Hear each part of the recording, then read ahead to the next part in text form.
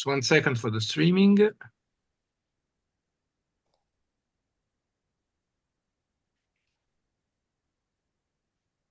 Okay. Okay, so here we go. Okay. Thank you. Thank you for so accepting. It's a pleasure to open the work of this seminar series. And I would first like to thank the 3 young scholars who have agreed to present their research on this occasion: Jonathan Kaplan, Daniel Goldstein, and Mikko Imanen, and the colleagues who have accepted to discuss the papers that will be presented. And I would also like to thank Giovanni Bernardini, Giacomo Girardi for their organizational work. And as you know, the Center of European Studies is a young structure that started its activities in 2020. And among its central lines of activity is the question of exile, which we intended to analyze with particular references to both the long 19th century and the 20th century. And thinking to the latter century, the experience of exile coincides with at least 3 types of phenomena: intellectual exile, political exile, Jewish exile. And the complexity of the intertwined issues studying these different exile experiences require a comparative, transnational, and interdisciplinary approach. And they also require strong semantic clarification of some key terms, and also the demilitarization of the object of the study. In other words, it is not wrong to always ask such an initial question: what is exile? And often today, the term exile is used to indicate a very different kind of phenomena, large number of different phenomena. And this seminar, which we intend to offer on a regular basis each year, is an addition to other activities that the center is playing in this area of studies, which specific references to also the extending links between exile and anti-fascism.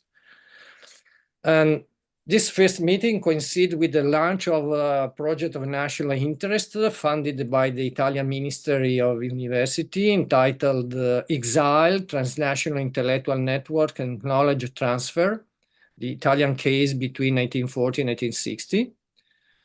But I'm very pleased to announce on this occasion a second like coincidence. Jonathan Kaplan has won a Marie Curie Fellowship and will be working for the next 2 years at the center, our center, on the project that he will shortly present in this occasion.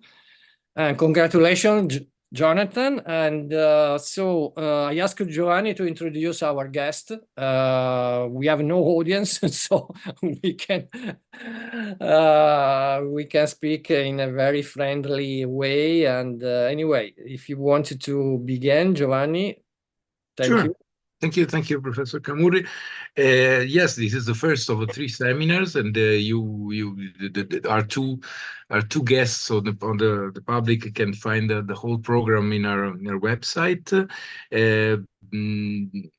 Well, I introduce Jonathan Kaplan and congratulate you for this achievement. We're very happy about this.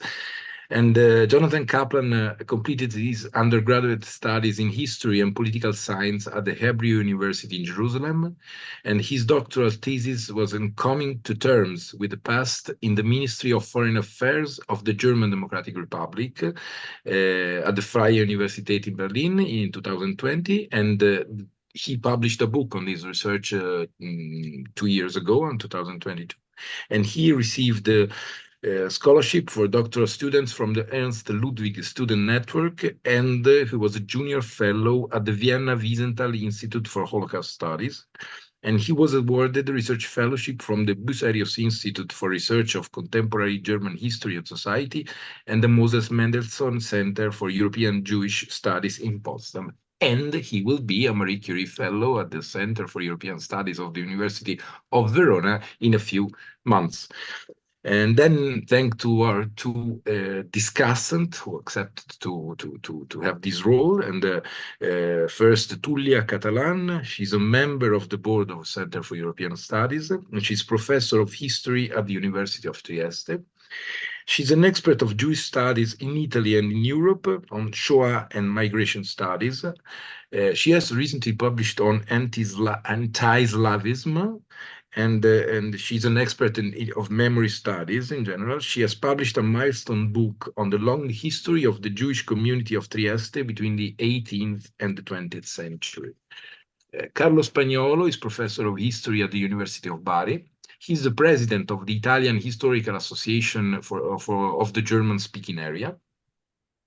Is member of the scientific committee of the Gramsci Foundation, and he has published extensively on 19th and 20th century European history, with a special focus on the history of the Marshall Plan in Italy, on the evolution of political representation in Germany, and on the history of the Italian Communist Party. So thank you all the three for accepting our invitation, and please, I leave the floor to Jonathan for his presentation. As you know, you have 45 minutes, and then we will leave the word to Carlo and Tullia for their remarks. Thank you. Thank you. Thank you for the presentation. And can you see the presentation in full screen? Great. So first of all, thank you, Professor Kamui and Giovanni, for the invitation. As Giovanni said, I finished my PhD in Berlin, and I'm now developing a new project on context between Jewish organization in Western countries and the government of the German Democratic Republic. I will present one part of my work that is still in development, so I'm really happy for the discussion afterwards. I will begin with a quote, some quotes. As Jewish citizens of the German Democratic Republic, we raise our voice in order to solemnly condemn the Israeli aggression against the Arab neighbor states. After all the terrible lessons from the past, the rulers of Israel found it insufficient to enter into a fateful and unnatural alliance with imperialism. But furthermore, they openly collaborate with the Nazi murderers of the Jewish people, with the West German imperialists in Bonn in the closest possible manner. These are quotes from the Appeal of Jewish Citizens in the German Democratic Republic that was published on June 9, 1967, during the Six-Day War between Jordan, Syria, Egypt, and Israel. The man who stands behind this publication was East German politician Albert Norden. Norden was a head of agitation and propaganda department in the Central Committee of the Socialist Union Party, SED, in the GDR, German Democratic Republic. And he was an important figure in the GDR foreign policies and international propaganda. Norden's biography is rather unconventional compared to the one of my vision of an East German leader. His father was Rabbi Joseph Norden, who was chief rabbi of the Jewish community in Elberfeld, near Wuppertal in North Rhine-Westphalia. In this presentation, I would like to shed light on biographies of Jewish politicians in the GDR, East Germany. Their life stories and ideological training cannot be separated from German Jewish history of the 20th century. One should distinguish between these Jewish politicians and the East German official Jewish community. Politicians of Jewish descent in the GDR were not affiliated with the Jewish community and did not publicly acknowledge their personal connections to Jewish heritage in official statements. The people I talk about today had a decisive role in establishing the new German state, and more importantly, in representing its anti-fascist ideology as they defined it in according to their personal experiences as Jews in Germany. My purpose is to examine if the East German anti-fascism can be identified separately from Cold War politics, and in this case, by focusing on GDR official rejection of Zionism and the State of Israel. I will begin with a short introduction, a historical introduction, and will then turn to a biographical overview of some of the leading Jewish figures in East Germany, in East German diplomacy. I conclude with a discussion on East German definitions of anti-fascism by concentrating on the GDR attitude toward Israel and Zionism, and as a case study, which I find relevant for current disputes on anti-Zionism and anti-Semitism following the Hamas attack on Israel last October and the following war in Gaza. After the German defeat in the Second World War, the winning allies, the Soviet Union, the United States, Great Britain, and France, divided Germany into 4 occupation zones. German communist and anti-fascist fighters who had spent the war years in exile took advantage of this opportunity to return to the Soviet occupation zone in Germany. They were politically active in the Communist Party before and during the Third Reich. Their goal was to reconstruct a more just Germany founded on Marxist-Leninist principles, anti-fascism, and on the fight against Nazism, drawing from the lessons learned from the atrocities committed by the Nazis in the Second World War. Many of these people were of Jewish origin and spent the war years in concentration camps or in exile, for instance, in the Soviet Union, South and North America, East Asia, or British Mandate Palestine. German Jews in post-war East Germany played a significant role not only in political landscape, but also made notable contribution to its cultural sphere. While trying to find a unified solution for uniting Germany, each side of the occupying powers wanted to strengthen its influence over the future German state. In 1949, the German Communist Party, supported by the Soviet Union, declared independence and established the German Democratic Republic, the GDR. On the other side, the Western Allies declared the establishment of the Federal Republic of Germany, as we see in the map. In my dissertation, I dealt with different political and historical interpretations of the notion of coming to terms with the past in the work of the Ministry of Foreign Affairs of the GDR. My first intention was to provide an East German response to the work of the Independent Historical Commission from 2010 that confirmed the involvement of the Nazi Foreign Ministry in the execution of the final solution for the Jewish problem. One of its revelations, that was also known fact after 1945, was that the Nazi diplomats who committed war crimes continued their diplomatic work in the West German Foreign Ministry. I wanted to fill the gap in research and to find the Nazi diplomats of the GDR. However, the social structure of East Germany led to different outcomes. Most of GDR diplomats, at least in the first years after its establishment, were communist or socialist background. And yet, the GDR leadership had to integrate people who grew up in Nazi Germany and were politically active in Nazi organizations into the new regime or included into its diplomatic service. So in the first part of my research, I revealed biographies of former Nazis who developed diplomatic careers in the GDR. Some were members of the NSDAP, the Nazi party, members of the Hitlerjugend, or soldiers of the Wehrmacht. These people are defined in historical research as small Nazis. Another chapter in my research is dedicated to the work of Jewish politicians in navigating East German foreign policies, either as members of the Central Committee, the ZK, or as diplomats. These individuals, as I've already mentioned, were politically active in communist or anti-fascist movements before the Nazis came to power, as well as during the 12 years of Nazi Germany. In the dissertation, I find some similarities between the official attitude of the GDR state towards the former Nazis and the Jews. Both were surveilled by the secret police, by the Stasi, as potential political threat to the state. Now I go back to the Jewish diplomats. The biographies I present today tell us about the complex relationship of the GDR state with its Jewish citizens, and highlighting the tension between their individual destinies and their commitment to the ideological stance of the GDR. My aim is to show how these people developed their anti-fascist worldview after 1945, and if and how it affected their political activities as Jews in the GDR. Like Norden, that I mentioned earlier, not all politicians I will present today were diplomats or officially working for the foreign ministry. However, they represent an important officials of the GDR who worked in the field of international politics and international relations. One of those is Hermann Axen. He was born in Leipzig, where I live, in 1916.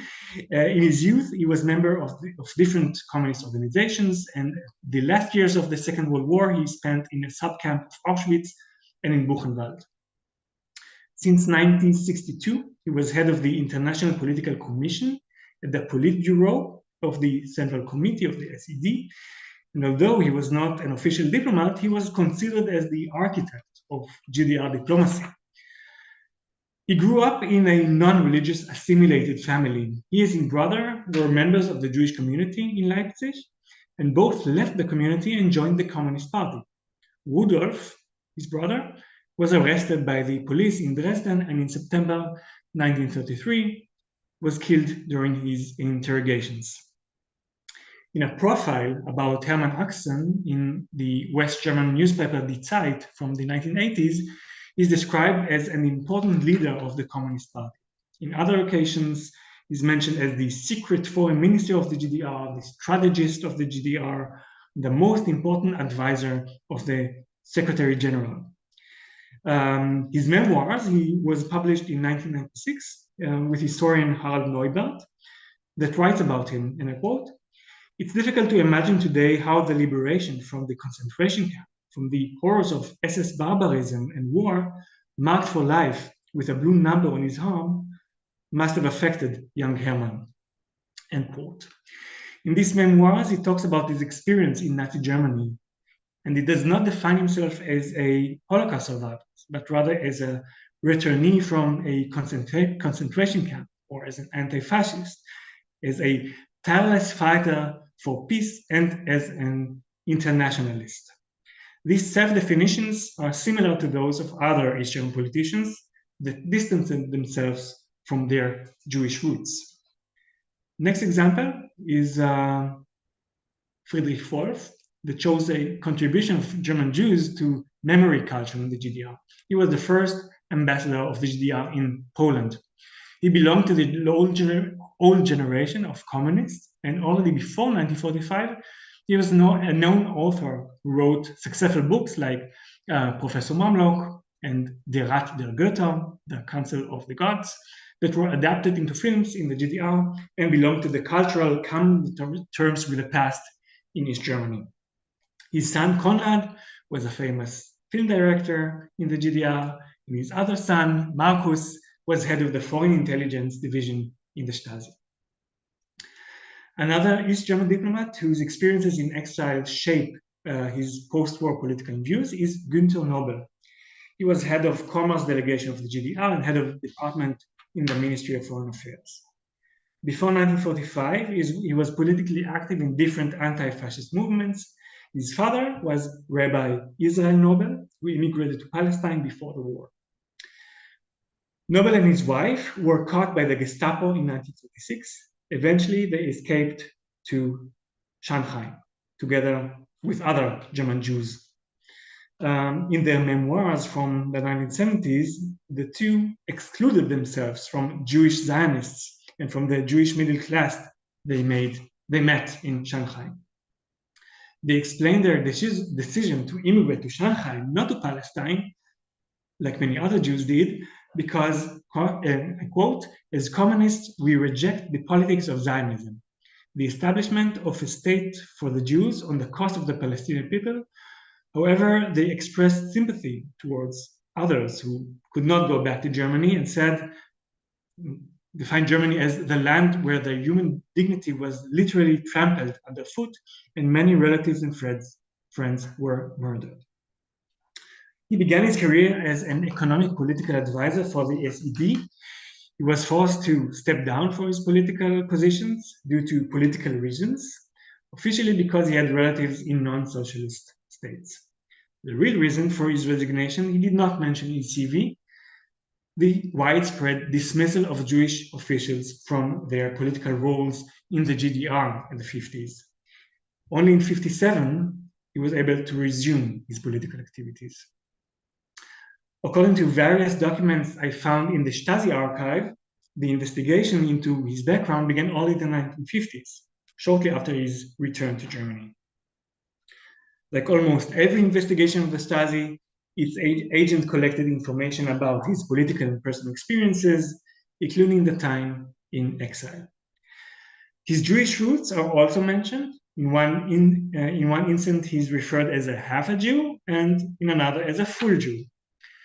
The Stasi investigation did not bring any direct conclusions, mainly because Nobel's political dedication was approved by his co-workers and neighbors. One can ask what kind of impact his Jewish background had on his political and diplomatic activities. Like his fellow Jewish politicians, he was not a member of the Jewish community. Only after the German reunification in 1990, he became a member of the Jewish Cultural Association in Berlin.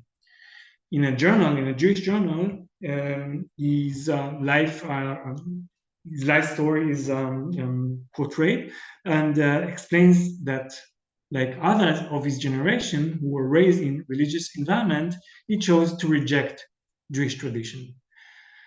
As member of the Jewish Cultural Association, he was also involved in political activities such as the organization of anti-fascist demonstrations against the National Democratic Party, the NPD, which is the neo-Nazi party in Germany. The political change of the 1980s and 1990s allowed Nobel to somehow reconcile with his personal history. The next case is Horst Brie, who was a diplomat in China, and GDR ambassador in North Korea, and in Greece. His father, Arthur Brandis, came from a simple Jewish family from Berlin and fought in the German army during the First World War. His mother, Clara Koch, was daughter of a rich Jewish family from Poland. In his autobiography, he stresses that his parents were not religious. It wasn't until he was 11 years old that he became aware of his Jewish roots, triggered by anti-Semitic remarks made by his school teacher. Another reassessment of his Jewish background occurred only after 1945. His return to Germany was an opportunity for him, quote, to contribute to a Germany that would one day regain the respect and trust of other nations.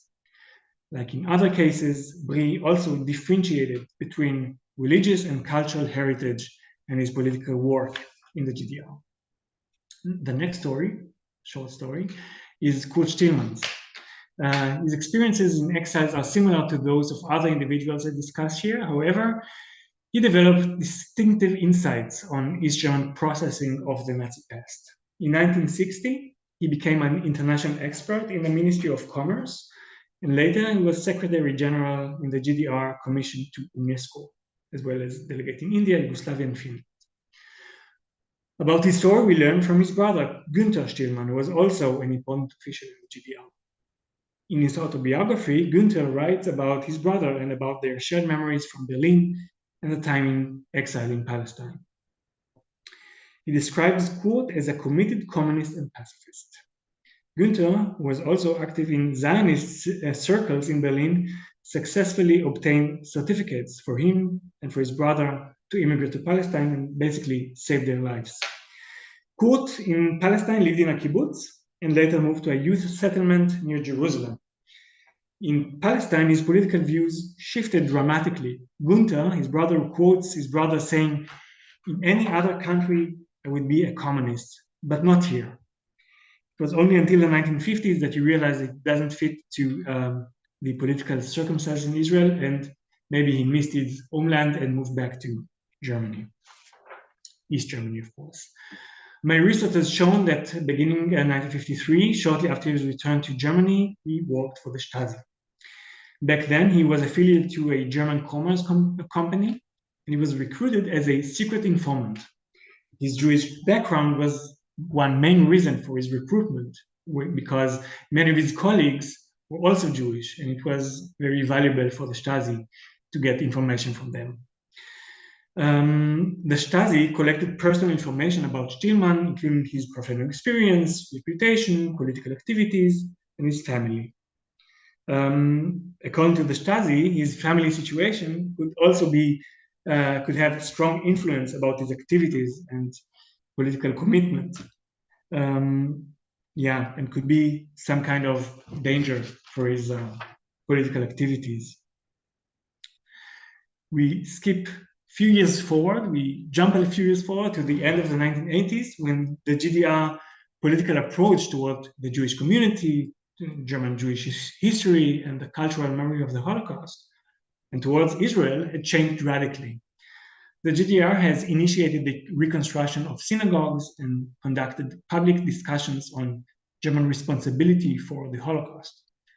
Shortly before the fall of Berlin Wall, Stillman reports for the Stasi focused on specific Jewish issues that worried him at the time. At first, he criticized the East German government's preparation for the 50th anniversary for the Kristallnacht. He wrote that different events focused too much on religious Judaism, although, quote, the pogrom affected Jews whether they were religious, atheists, or working class. It must be stated that Israeli racism of the ruling circles in the Israeli government is not to be confused with Judaism. Unfortunately, this happens unintentionally and carelessly in some publications. After the fall of the Berlin Wall, the German-born Israeli journalist Inge Deutschkorn visited East Berlin and met Kurt Stillman and his wife, Rachel, who moved with him from Palestine to the GDR. Back then, Rachel Stillman was a Hebrew teacher at the Humboldt University in East Berlin. She said that she presented her students with the real face of Israel, the friendly face of Israel, and that in her thoughts she was always in Israel. In these uncertain times, before the reunification took place, she also expressed her worries from neo-Nazism and anti-Semitism in a unified Germany. Kurt said that despite all these, East Germany is his home. In these interviews, they talk about the early days of the GDR, and they said that only in 1959 they felt welcome in the East German society, and that they represented the GDR with great pride as diplomats.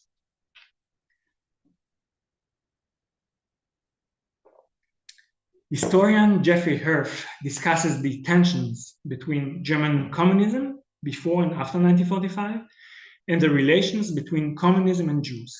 In this context, he stresses the removal of Jewish politicians from their positions in the GDR during the 1950s, following the Slansky trials and the trial of Paul Merker, that are also mentioned in some of the Stasi documents I found.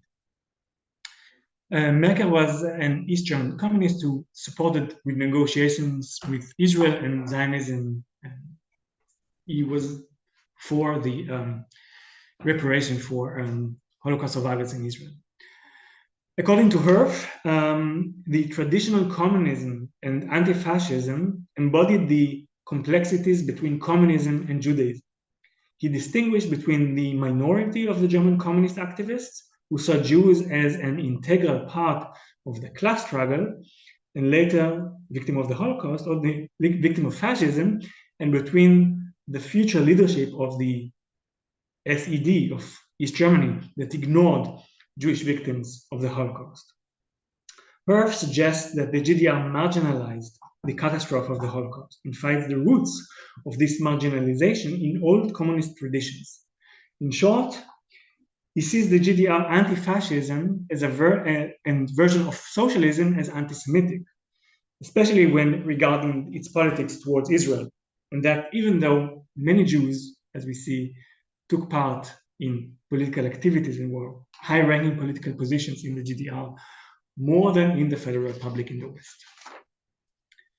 Similar approach expresses German-Israeli historian Michael Wolfson, that calls the Jewish politicians in the GDR that were publicly active in anti-Israeli actions as useful idiots. If I may, I go back to one of these useful idiots, Albert Norden, with whom I open my talk. As I've already mentioned, he was a leading figure in the GDR, and his family history was known in political circles in the GDRs, also in Palestine and in Israel. In the early 1950s, he was interviewed by Israeli communist newspapers in which he talked about the German confrontation with the Nazi past, with focus on the denazification of German society and the differences between East and West Germany. He distinguished between the followers of the Nazi regime and war criminals.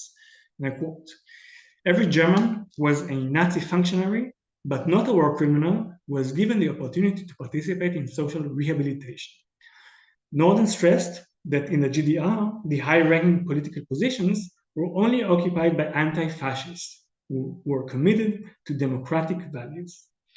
Interestingly, his own Jewish roots are not mentioned in these articles in the Israeli press, mainly because the readers knew that he was Jewish. His anti-Israeli and anti-Zionist opinions were criticizing other Israeli newspapers, especially when he expressed his views on the Middle East conflict. Personal comments on his own family are quite uncommon. In a research by Peter Lust from 1966, in which he reports on his visits in Western and Eastern Germany, he includes a rare interview with Norden. In this interview, he asks direct questions on Norden's pre-war life.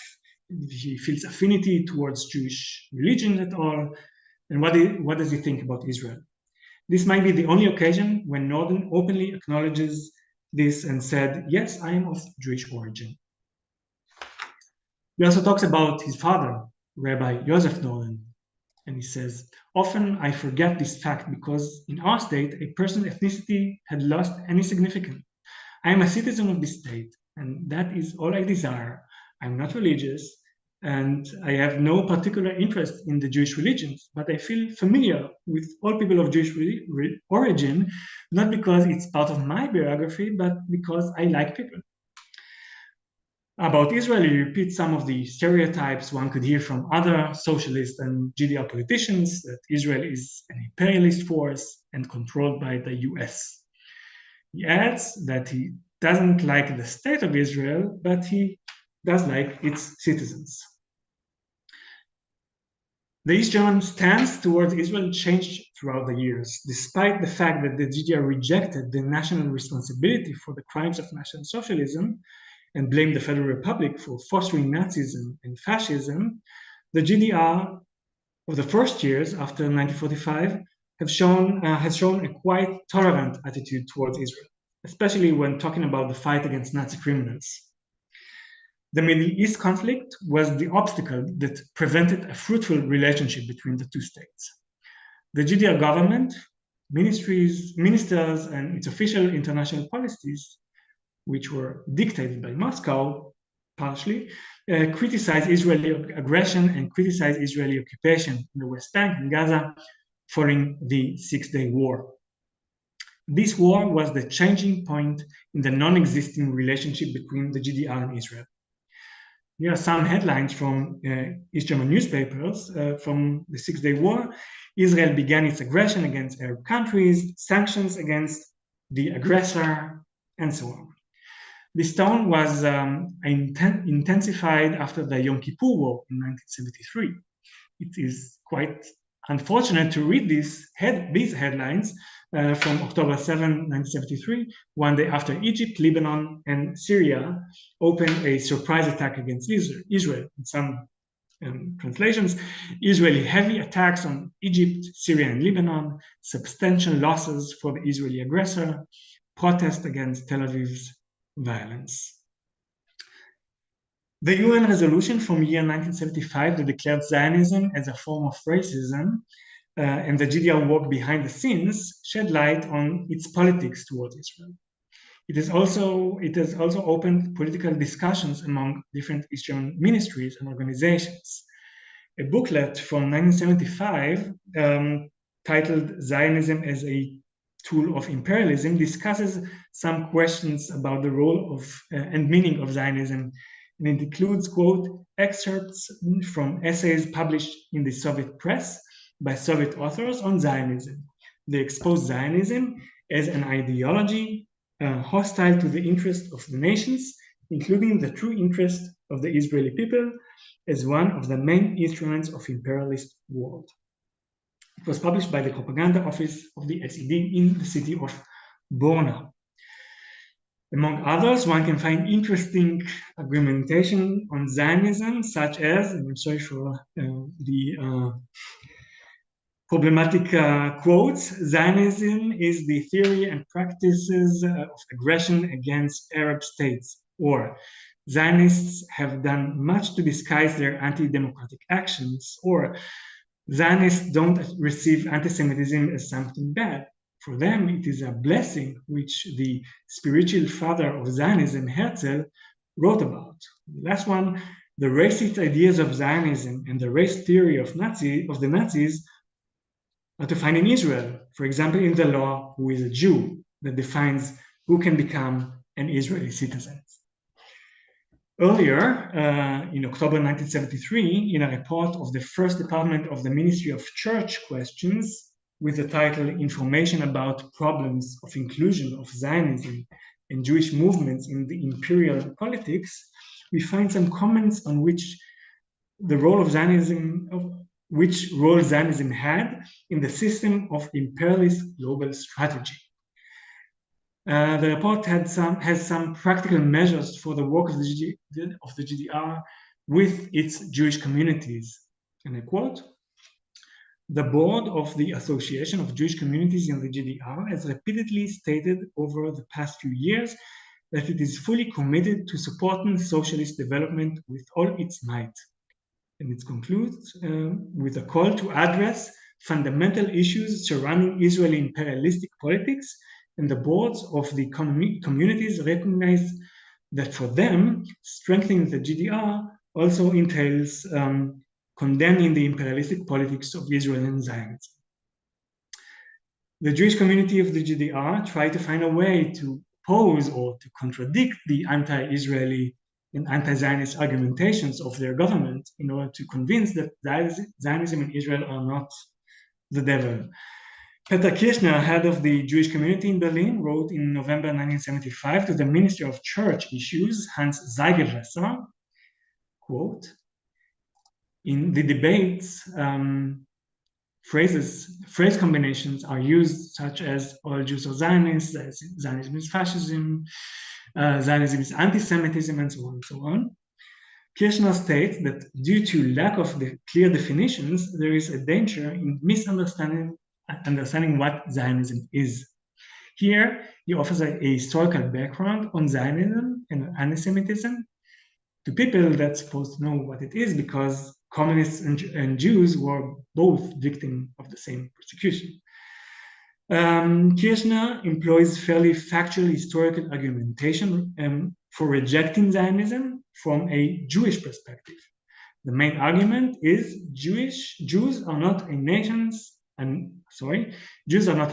but a religious community.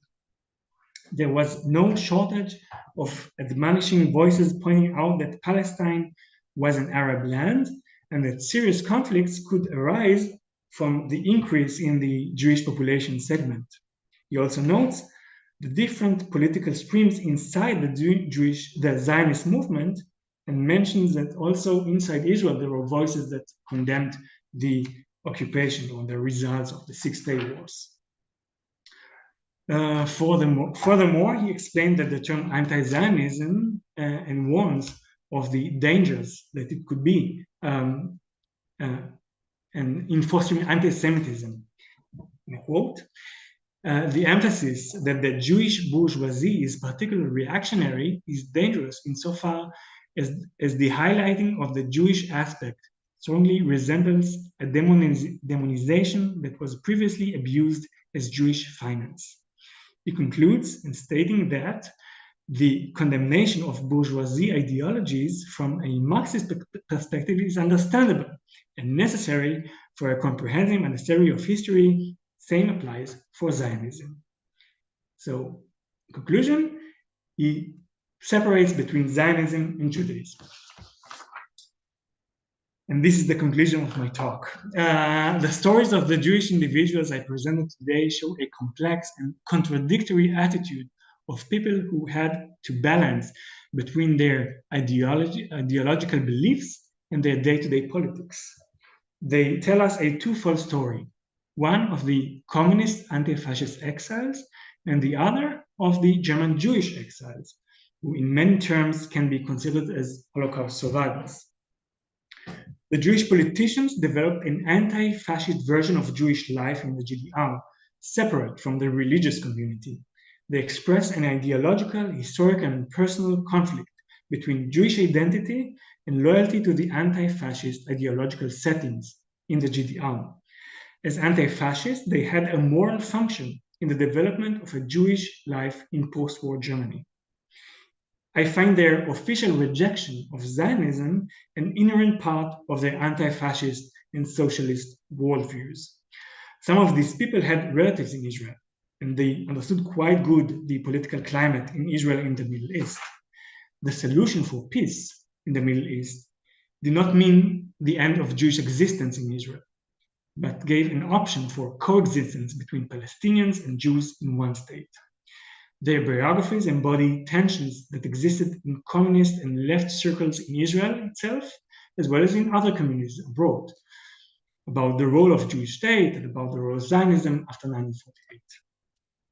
In the Declaration of the Citizens that I presented at the beginning of my talk, they also write, it is the aggressive policy of Israel that jeopardizes the existence of Israel and gravely endangers the life of all its citizens. Their political oppositions of East German Jews and the statements of several of them are impossible to overlook when we see what happens today. The terrorist attack of Hamas on Israel and the failure of Israel to protect its citizens raises question on the failure of Zionism to provide a secure land for the Jews. In the last few months, since the terror attacks of Hamas and the war in Gaza, anti-Semitism has reared its head around the globe. Political left groups, including Jewish organizations, use anti-Zionist terminologies that resemble those that were expressed by GDR Jews. The main difference between then and now is that before 1989, this was part of the ideological battle between East and West, and today the voices against Israel are not afraid to use anti-Semitic stereotypes when talking about Israel. This shows that history writing is relevant for understanding the world we live in today and the problems liberal democracy face in the 21st century. So I thank you for your attention, and I hope for a fruitful discussion. Thank you. Thank you, Jonathan. Thank you for this excellent overview and for this fascinating biographical approach that since I'm not a specialist of this kind of approach, I always appreciate it. I just leave the word to Carlo Spagnolo for his comments and questions, and then perhaps you can reply so Carlo can leave in time, and then we skip to Tullia. Thank you.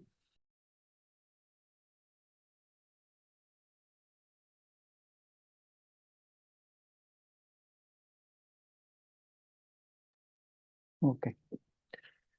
Thank you, Jonathan, for the presentation, and thank you to Giovanni and Renato for inviting me for discussing this subject. Probably Tullia, not only because she's a woman, but because she's a specialist of this field, should be the first to speak, but because of logistic problems, because I must leave you in, let's say, half an hour, I asked her permission to be first. So I am fascinated by the project. I think it's very interesting. Because for several reasons. First of all, because this kind of studies has been neglected for a sort of taboo that has prevented us to look at ethnical issues or cultural religious issues within the Cold War policy, within Cold War period, because it was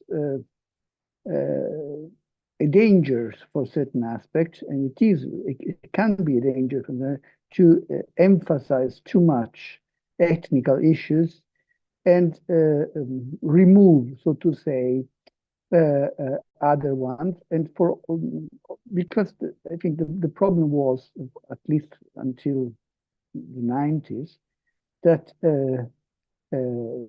ethnical or religious cleavages would remind of fascism and of the persecution. And so there was the danger of being manipulated as a historian in reconstructing this kind of past. So, and for certain aspects, this kind of danger is still there. But I think it's important now. There are the conditions to do it carefully, because, of course, the Cold War is no longer there. So now the field, I think it's really open, and I enjoy it, and I think it's important that young scholars take it seriously. On the other hand, this is not only a GDR issue. This subject, the role of, let's say, not only Jews, but of, I would say, ethnical or religious minorities within the post-war settlement should still be studied. And I would like you to frame your research having in mind this larger subject, this larger topic. I would like, so my comments are in this direction. Not to isolate the GDR experience, and not to isolate too much the Jewish issue, which is still, of course, it must be the core of your research, but having in mind that it is part of others. So relativizing it a bit. And in this respect, I let me. I've read your paper. Of course, your presentation was much richer than the paper that I've read, so I appreciated this. There is a risk, as I was saying, to look behind with the eyes of today. Of what is happening now in Palestine, what's happening now in Gaza, our shock about what's happening there, and the kind of unprecedented reaction against the civilians, and which was, first of all, was the attack against civilians, and then the reaction against civilians. I think there is a risk there of actualizing too much our reading of the past, because we are all shocked of what's happening today. There is a new quality there of this conflict, and we risk then to overcome the past, so to say. So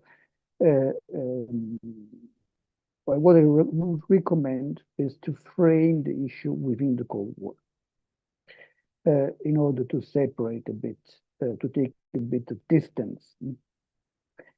The second recommendation that I would have is that who are these Jews, these anti-fascist Jews? After the war, we have excellent reconstructions now in Italy about the destiny of Jews during and after the war. The war. Not complete, but we have a lot of research done now. They take all possible directions, I would say. Some go to Palestine, some remain here. So there are many options in the same families.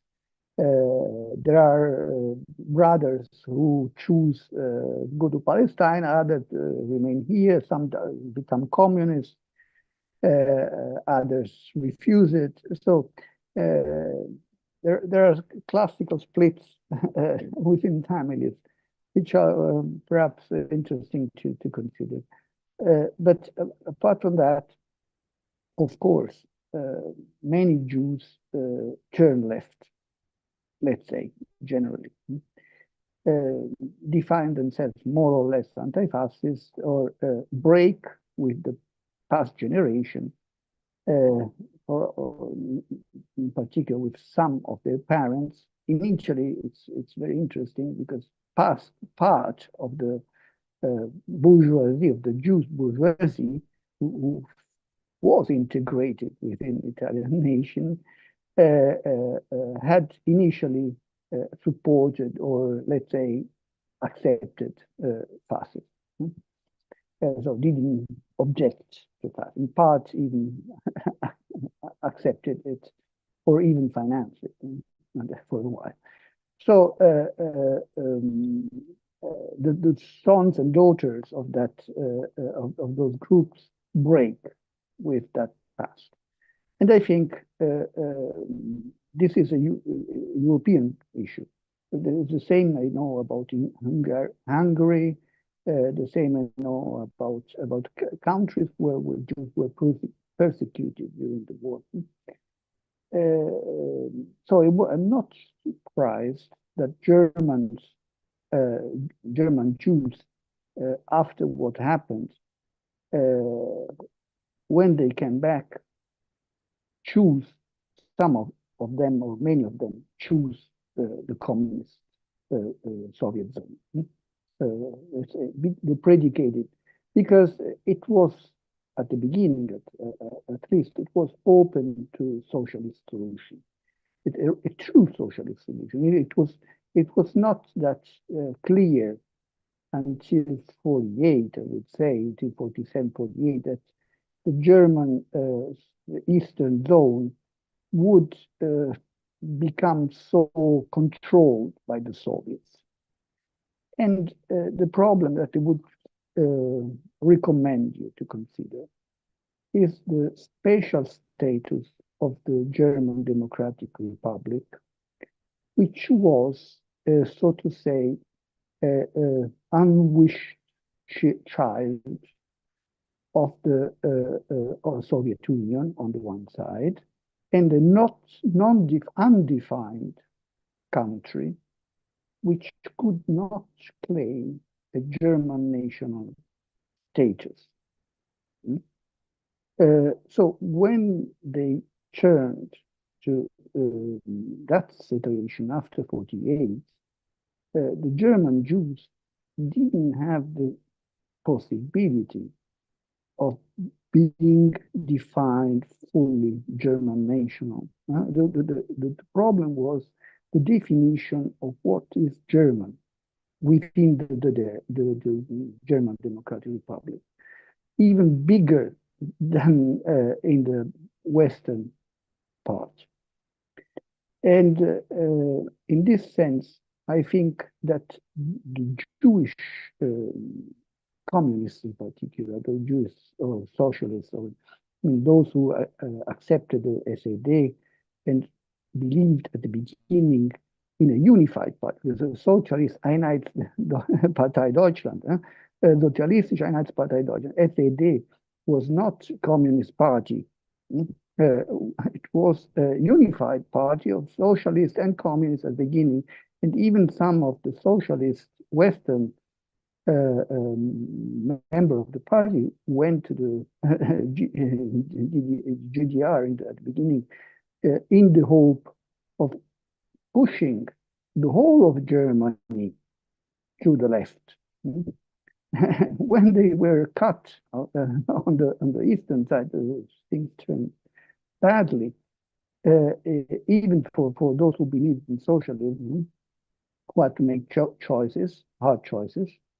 And I think the Jewish community in particular had to give up completely its religious status and religious roots. So I think this, if we do not consider these contradictions, it is difficult to understand the position of some of the names that you have mentioned that deny being Jewish.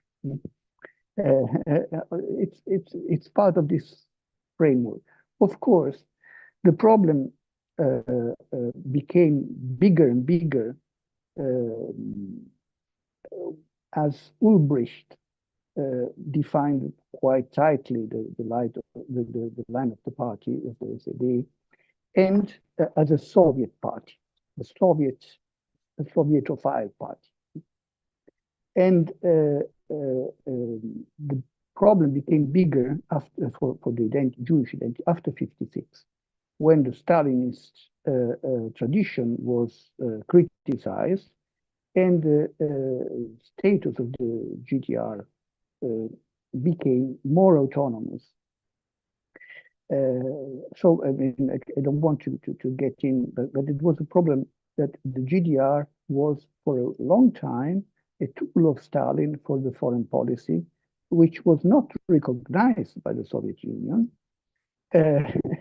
And until '56, practically '55 to be precise.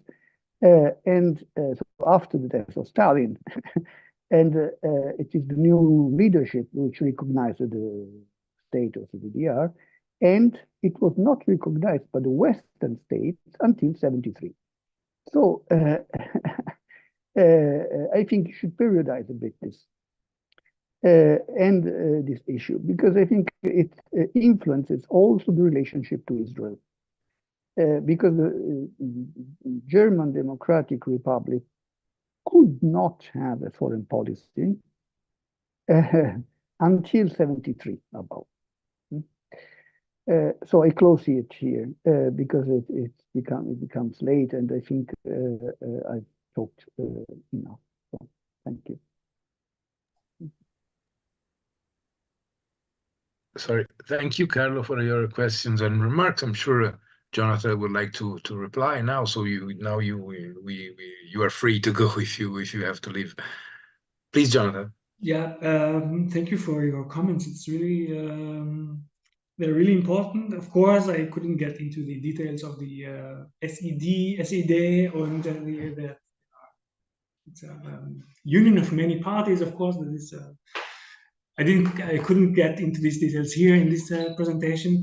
I would just answer your question about the situation today. Of course, it's way too early to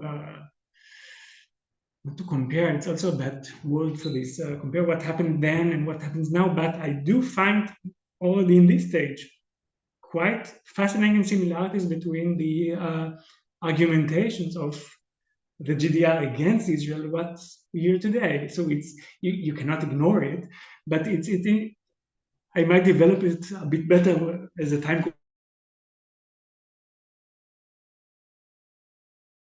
goes by, and to see what happens in developments. And it's interesting to see the solutions that the GDR provided back then to the problem, because the solutions that are offered today are not very good in my eyes. Anyways, I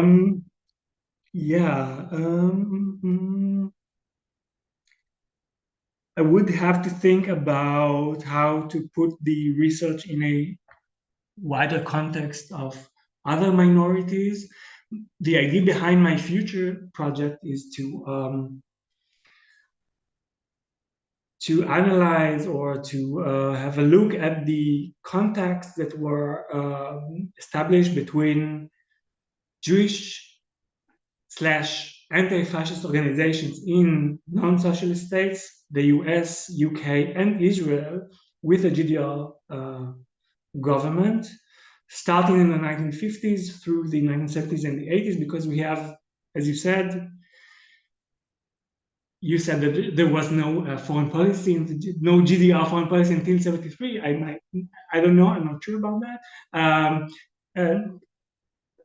The situation in the Middle East changed the attitude of not only of the GDR towards the Jews, but of the Jewish response to the GDR. They refused to interact with the GDR because it rejected Israel.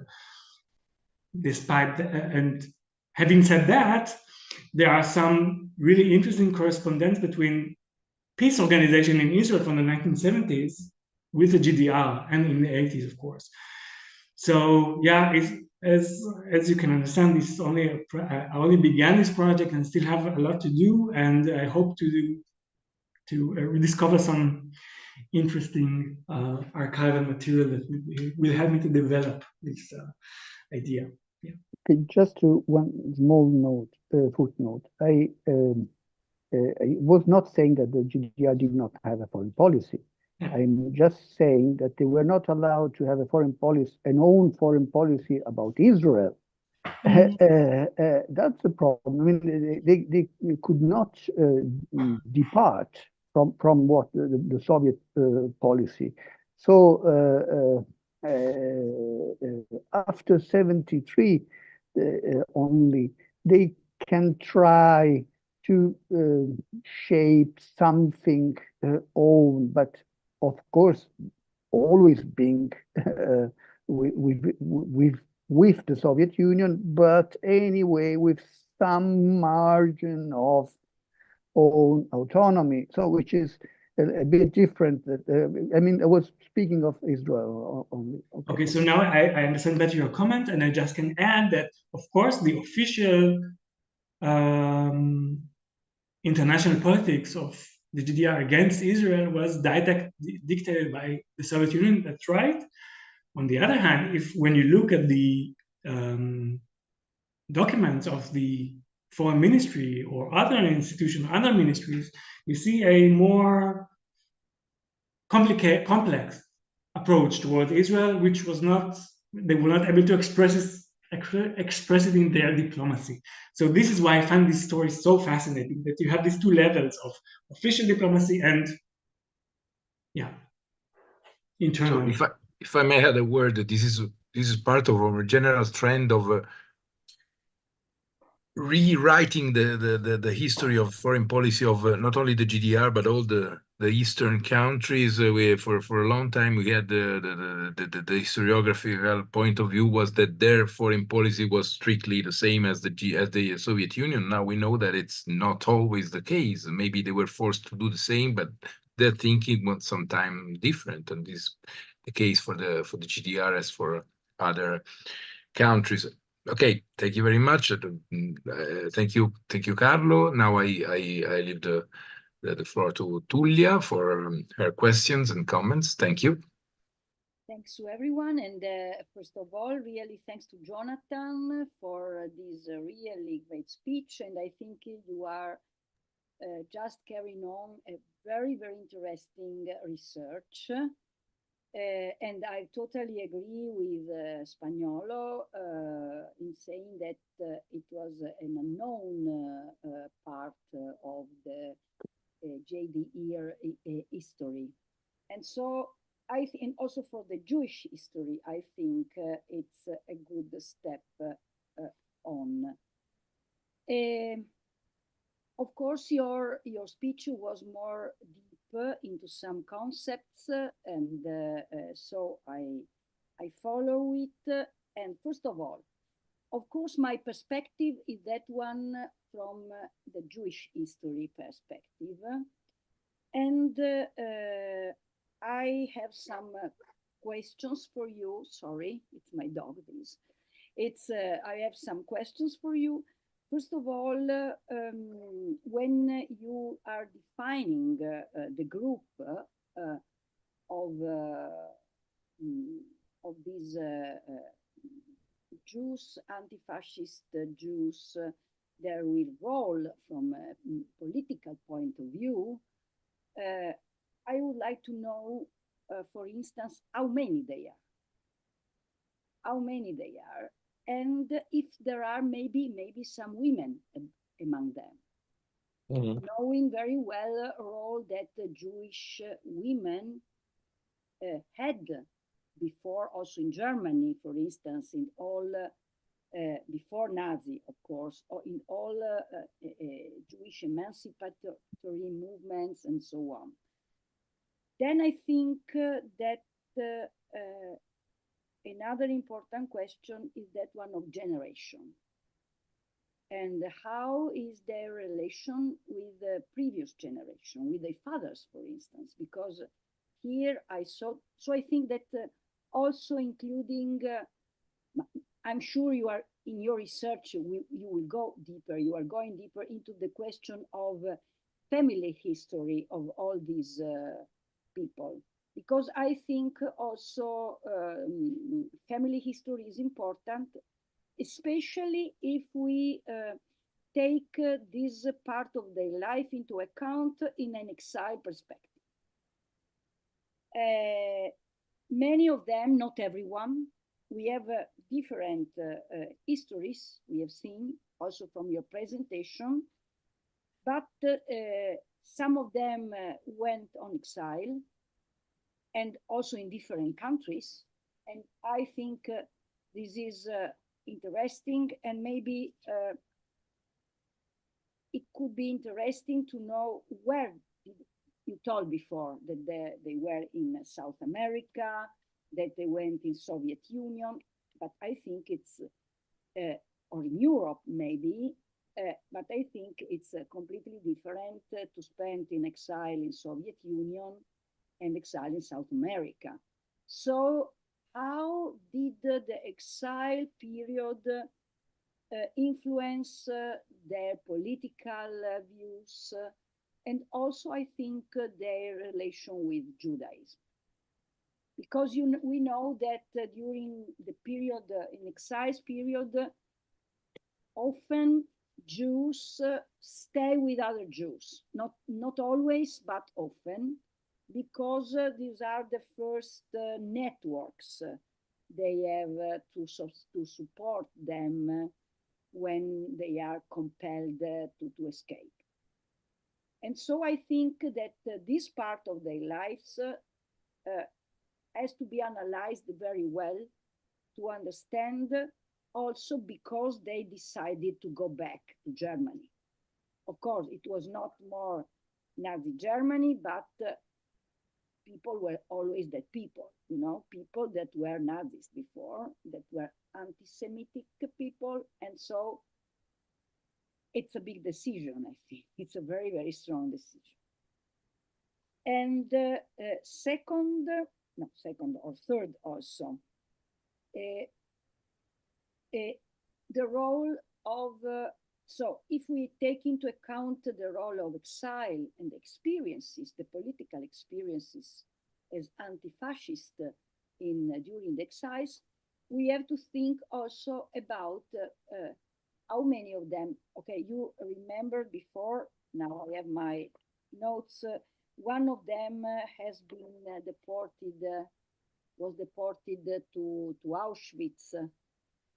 How many of them were deported? And if you realize doing this collective biography, if there are differences among them in the way to face with German people, and in the way to face with the Jewish communities, and also with people who escaped, who succeed in escaping. Because we know perfectly that when we speak about Judaism, about Jewish people, we do not we never speak about a monolithic, but it's fragmented. And I think that your perspective, maybe it's a very fragmented one, but really fascinating, I find. Then going on, so how they live and which kind of a relationship. So you have another point that I find very important. It's the point of these, how can I say, unofficial policies, diplomatic policies and relationship with Israel, and how these policies change, of course, after the Israeli wars. And the role, I think, that maybe here in your presentation, you didn't underline, but because you didn't have time to, but the role with the Soviet Union. Because in that period, Soviet Union is carrying on also before, also during Stalin period, as you know, a very big and strong campaign against Jews, and how they deal with all of this, how they deal. Okay, also in your what you sent to us, you underline some, you highlight some question, but I think it's a focus question, this. And which were also the relations with other East European countries, because we know perfectly that Poland was a very anti-Semitic country. Many of them maybe were, and they had to deal with people coming also after the forced migration after World War II to DDR. And so I asked to myself how they deal with this anti-Semitic wave of people that came there. And I'm sure that the relationship with Czechoslovakia, for instance, were different. And so were these people, these men involved, or women, if there are some of them, involved also in these diplomat affairs with other East European countries?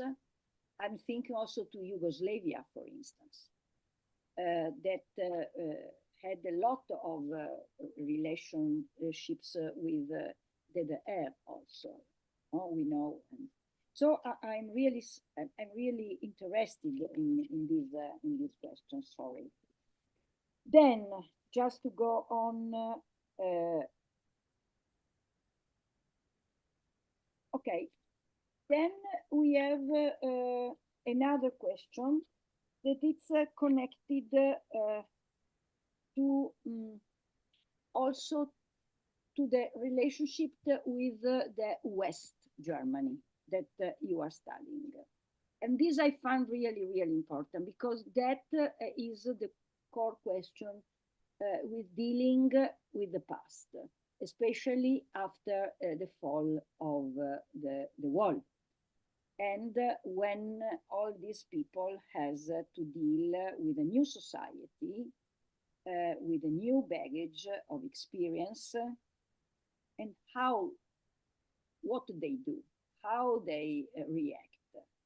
And from your talk, I understand that they are not a very compact group, but they are a group that are, how can I say, permeable. I don't know if there is this word, permeabile. It's open also from foreign contamination. Yes, exactly. And then it's a big question with the relationship with the Zionism and with the anti-Semitism of the left that overlapped. And we see now what is happening. So I agree with Carlo with Spagnolo before that said that we have to take with really care, starting now from what is happening now in Israel, comparing these with the past, with other moments.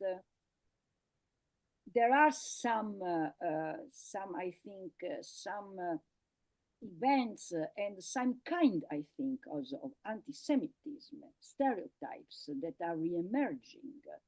and there are maybe crystallized, but at the same time, we have another Middle East now. After 11 September, we do not have any more that situation.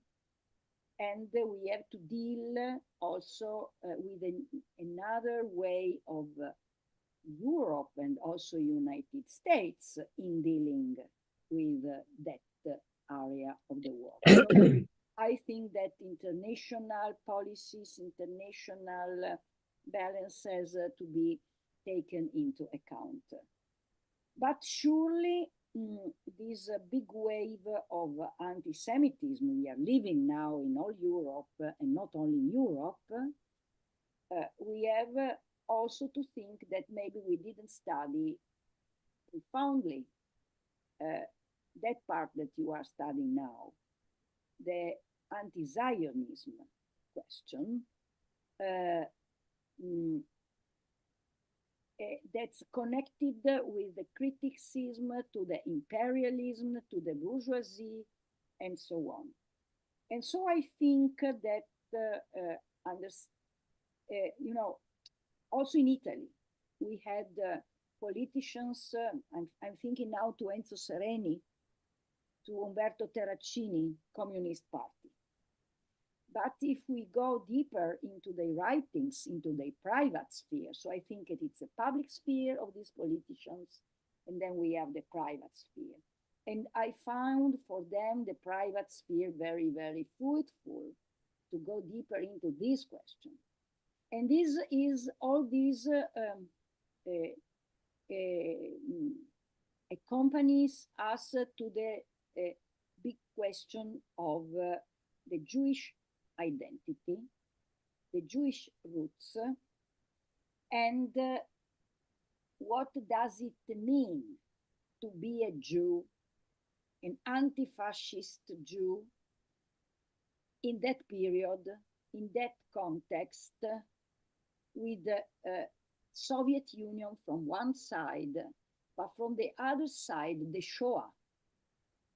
Because Shoah changed completely, as you know, better than I, changed completely the collective Jewish identity in the world. And so I think that people has to deal with all these new kind of identity and with all these different chronologies connected to the Jewish history from one side and from the German, European, and global history from the other one. Thanks a lot for your attention. Thank you. Thank you very much, Tullia. Thank you for your question and comments. And yeah, Jonathan, please. Very important points. I hope I'll be able to answer everything. I begin with the women. I didn't find any. First of all, I just have to say, the biographies I present today are biographies of most of them of Jewish diplomats I already researched in my PhD. And each story is a book for itself. I mean, I couldn't write everything. There are some fascinating stories that maybe I'll develop some of them into something broader than, you know, some pages in a book. But yeah.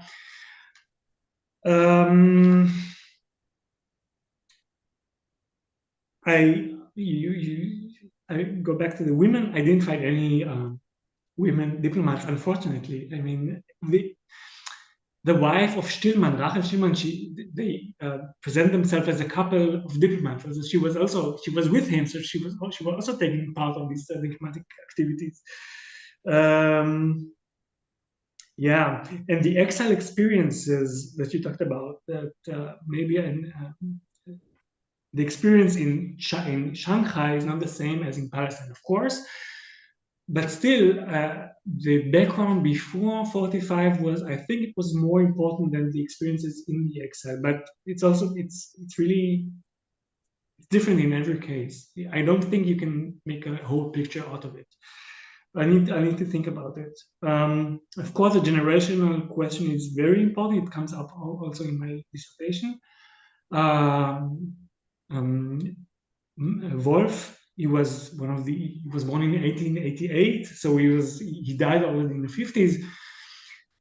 he was also from the old generation of the communists, and Albert Norden didn't. He died in the 70s and the 80s. I remember.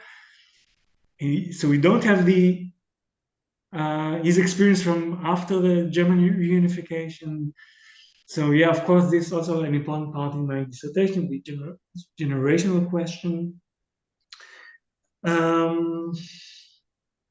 You ask about if they cooperated with the Jewish community. So they didn't see themselves as Jews in most of the time, which is also interesting. Who am I to say they are Jewish diplomats? I mean, I was asked this question, why do you call them Jews? They didn't see themselves as Jews. That, sorry, I decide what I'm doing my research. So yeah, of course, they came from Jewish families. Their history played a significant role in their political development after 45. So yeah, they didn't have connections or relations to the Jewish community, and the Jewish community, the official Jewish community, was also quite small and did not want to have anything with the official politics until the 1980s, when there was a bit like more openness from the side of the GDR government, also for political reasons.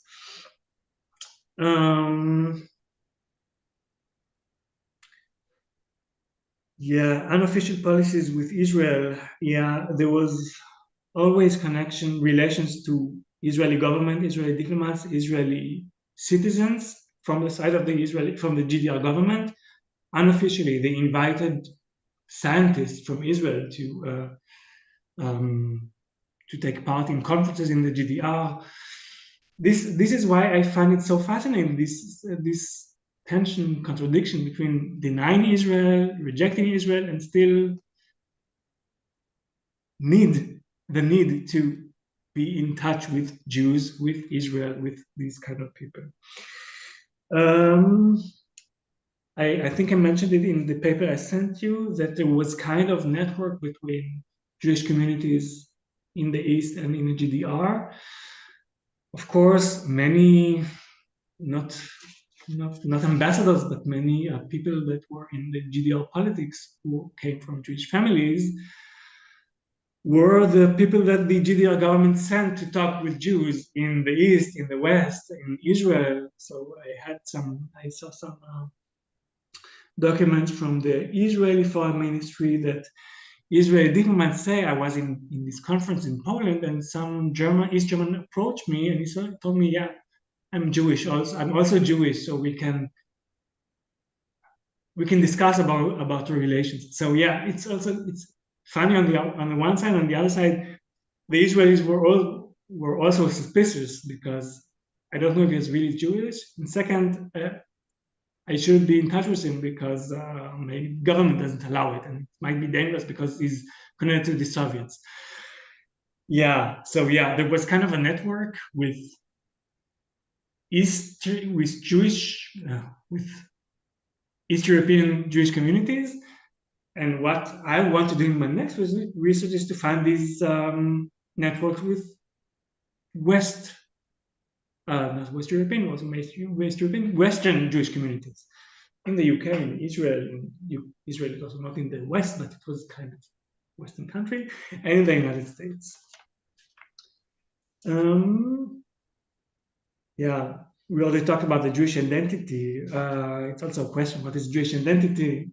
It's a philosophical question. I don't think I will be able to answer it today or in my research, but yeah, it's an important point how these people define themselves.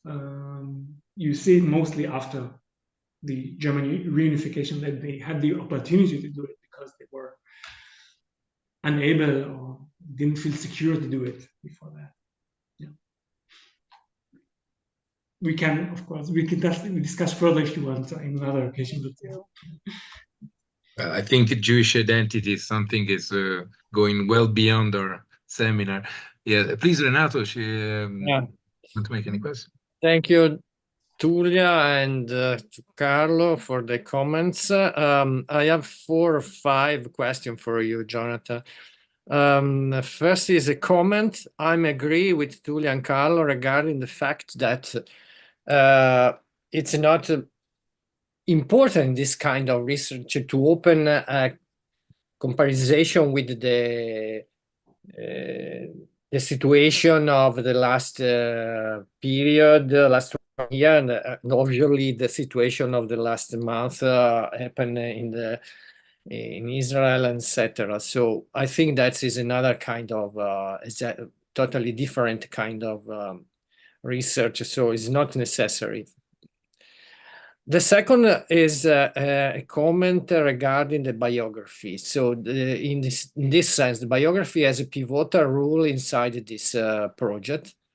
So I think that it's important to work better on a model and from a methodological point of view, in the sense how many, and with the aim to define better how many biography, which kind of biography, with the characteristics, so a typology. It's necessary to have a clear typology of a model in order to work in the construction of a database regarding the biographies that you want to use. So because this is a fundamental point in order to give more, in order to work in to give to the research and this part of research a strongest impact. The third question is regarding a comparative perspective. I think that it could be necessary and useful for your research to introduce, if it could be possible, a comparative perspective. I try to explain using a very simple example. The first example that we can use is taking a look inside the Jews of the West Germany, and large part of them has spent a long time of period in exile in United States, and during that period, most of them, or the part of them that decide to come back to Europe, to Germany after the end of the Second World War, has had a big metamorphosis from an intellectual point of view. And you know, they were not only anti-fascist, but they were also anti-totalitarianism, and they were strongly involved in the Cold Cultural War after the end of the Second World War. So part of them arrived to keep a very conservative position inside the public debate, etc. So probably open a comparison with this kind of experience could be very useful for your research. And there is this point is strongly connected with the question of exile, as Tullia has just underlined. I think that from this point of view, exile has been a great experience, a great laboratory of transformation in Western culture during the 30s and the 40s.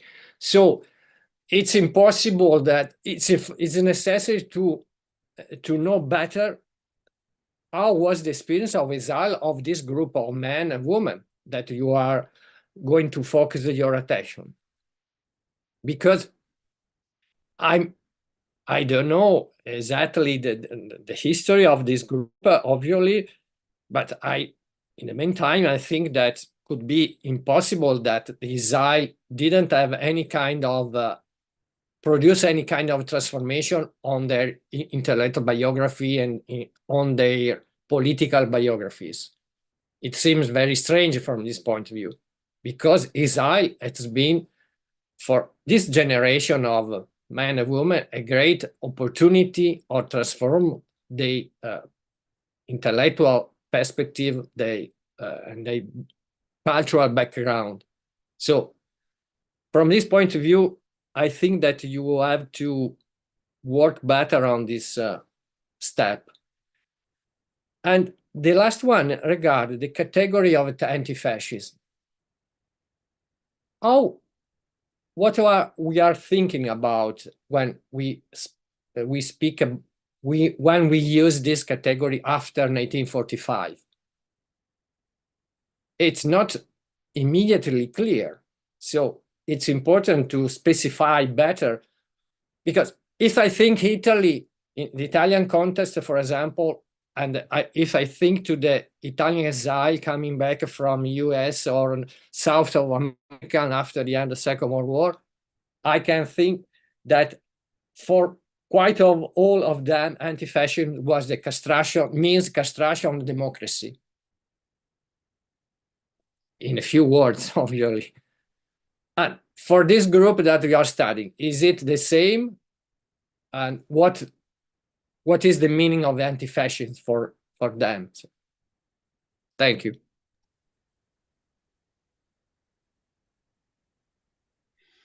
Thank you. I'll begin with the last comment. Anti-fascism in the GDR, they used the word fascism and anti-fascism because they didn't use the word Nazism in many cases. I mean, so it was a substitute. Anti-fascism was clear that it was anti-Nazism because they want to. They didn't want to identify themselves with the horrors of Nazism, so they used fascism instead. So I guess that anti-fascism in the GDR is not the same as anti-fascism in Italy after 1945. This is also an important point that I will have to deal with, especially if I work in Verona. So it will be very fascinating to see these interactions between anti-fascism here and anti-fascism there. I got back to the biographies, to your first question. As I said, this biographical presentation of the diplomats, I did it for my dissertation. I will use it for, because these people were quite important in the international politics of the GDR, I will use these persons and their biographies in the next research.